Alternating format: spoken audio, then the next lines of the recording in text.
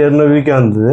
ட்ரீட்மெண்ட்லாம் பண்ணி ஈரலாம் அந்த தையல்லாம் போட்டாங்க. ஈர ஃபுல்லாக தையல் போட்டு அவங்க 4 பல்லு கம்பி வேறு கட்டினாங்க. அதுக்கப்புறமா இந்த பக்கத்தில் இருக்கிற பல்லெல்லாம் ஆடிச்சு. அது அந்த அளவுக்கு கேர் பண்ணல. நான் பசங்க படிப்பு செலவுக்கு பத்தல, அதனால விட்டுட்டேன். சரி எங்கே போனாலும் சரி பல்லு இருந்தால் என்ன பண்ண சொல்லிட்டு ரொம்ப கவலையாக இருந்தது. எங்கே போனாலும் இந்த செட் பண்ணுற பல்லு மாரி தான் சொன்னாங்க. அதனால் இன்ட்ரெஸ்ட் இல்லை, விட்டுட்டேன். இடத்துக்கு போக முடியல. வீட்டில் எல்லாரும் ஒரு மாதிரி கேட்குறாங்க. அண்ணன் தம்பிங்க சொந்த பந்தெல்லாம் கேட்க ஆரம்பித்தாங்க. அதனால் கட்டிக்க சொன்னேன். ஆனால் அவருக்கு இஷ்டம் இல்லை. இப்படியே இருந்துக்கிறேன்னு தான் சொன்னார். நான் தான் வழி கட்டாயமாக இட்டுன்னு வந்திருக்கேன். வேண்டாம், இவ்வளோ காசு எனக்கு வேண்டாம், பொண்ணு கல்யாணம் பண்ணணும் வேண்டாம் அப்படின்னு தான் இருக்கார். ஆனால் எனக்கு இவர் தான் எனக்கு முக்கியம். பசங்களாம் அவங்க வந்துப்பாங்க. அதனால் எனக்கு அவர் இருந்தால் நல்லா போதும்.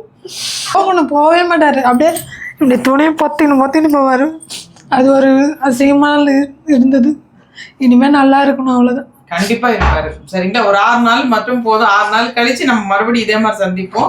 அப்போ இந்த மாதிரி அழகையா சோகமா இருக்கக்கூடாது. சந்தோஷத்துல நம்ம பார்க்கணும். சரிங்களா?